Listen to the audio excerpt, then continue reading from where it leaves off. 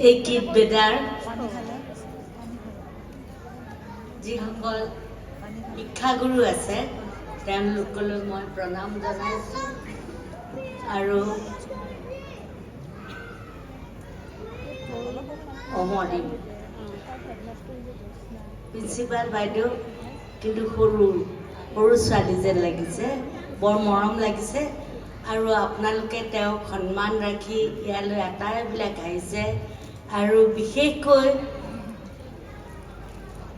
এই বিদ্যালয়ত শিক্ষা লোৱা যিবিলাক কণ কণ শিশু আছে তেওঁলোকৰ অভিভাৱকসকলক মই মোৰ নমস্কাৰ জনাইছোঁ আটাইকে আৰু লগতে মই শিক্ষাগুৰুসকলকো নমস্কাৰ জনাইছোঁ যে মই আচলতে ডাঙৰখিনিকহে ক'ব পাৰোঁ, সৰুখিনিক মই ক'ব নোৱাৰোঁ কাৰণ আমিও সেই সৰুৰে পৰা মোক যে এতিয়া কৈছে মই ফিল্ম জগতৰ অভিনেত্ৰী, আচলতে মই ষ্টেজৰহে অভিনেত্ৰী, তাৰ পৰাহে মই ফিল্মলৈ গতি কৰিছোঁ।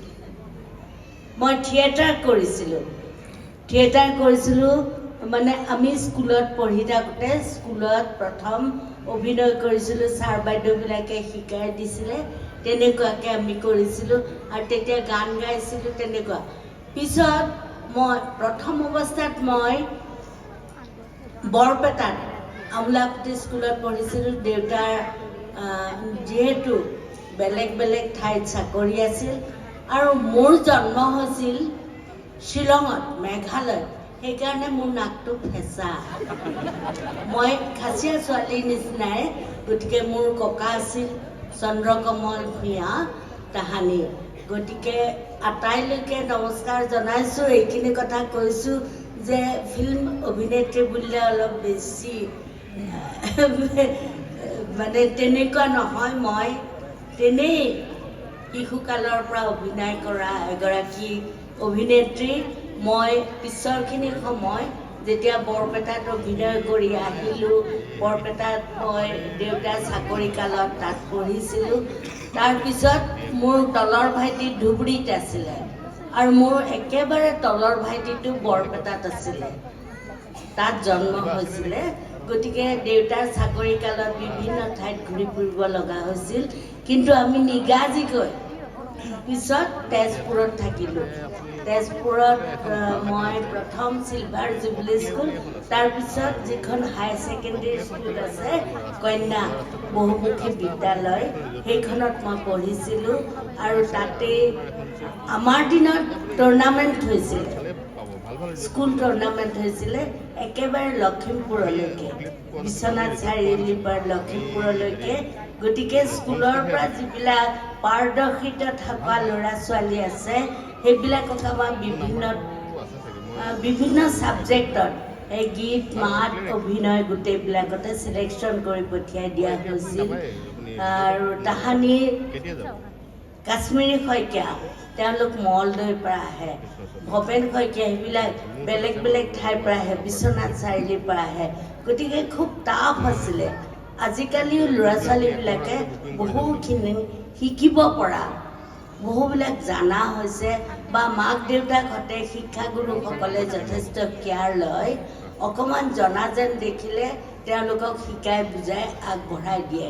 গতিকে মই এই কিড বিদ্যালয়ৰ সকলোলৈকে মই পুনৰবাৰ শ্ৰদ্ধা জনাইছোঁ আৰু সৰু সৰু মইনাহঁতকে মই শ্ৰদ্ধা জনাইছোঁ।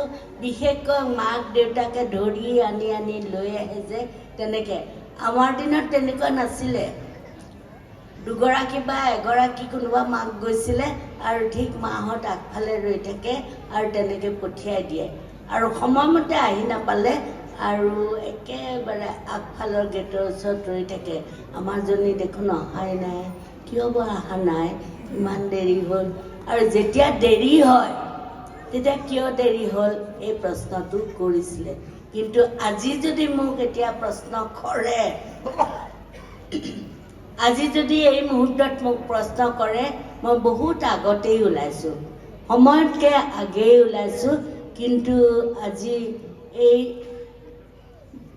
আলিবাট ডখৰৰ বহুত ঝঞ্ঝাট বুলিয়ে ক'ম যে এইটো ৰাস্তাৰে যাওঁ নাই এইটো ৰাস্তাৰ বিৰাট ভিৰ মানুহ যাব নোৱাৰে আৰু এটা বেলেগ ৰাস্তাৰে যাওঁ নাই ভিৰ মই তাকে ভাবিছোঁ আৰু কৈছোঁ আমাৰ চালকজনক যে পৰীক্ষা থাকিলে কি হ'ব বা যদি বেমাৰী মানুহক কেনেকৈ লৈ অহা হয় কি হ'ব কিমান বিপদত পৰিব গতিকে এটা ৰাস্তা এটলিষ্ট মুকলি কৰি থ'ব লাগে এইবিলাক মানুহৰ অৱশ্যে মই আৰু প্ৰধানমন্ত্ৰীকতো ক'ব নোৱাৰোঁ গতিকে মই আৰু আমাৰ মানুহখিনিকে কৈছোঁ যাতে আমি সেইটো ক'ব পাৰোঁ যাতে স্কুলৰ সময়ত বা আজি অৱশ্যে দেওবাৰ কাৰণে স্কুল নাই বা তেনেকুৱা তথাপিও বাৰু সকলোকে অনুৰোধ কৰিছোঁ যে যেতিয়া স্কুল বা হেৰি মই আহোঁতে